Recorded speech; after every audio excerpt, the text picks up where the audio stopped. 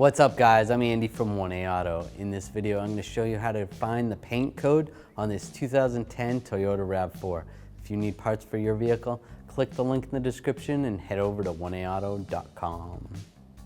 So when you're trying to buy touch-up paint or trying to find the paint code for this Toyota, right here you want to open the door and find this information tag. Sometimes it's right here, sometimes it's over here with these other ones.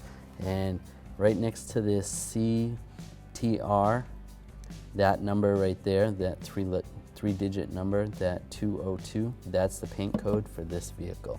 So if you have a different color, it's going to be a different digit number. So there you go. Thanks for watching. Visit 1aauto.com for quality auto parts shipped to your door, the place for DIY auto repair. And if you enjoyed this video, please click the subscribe button.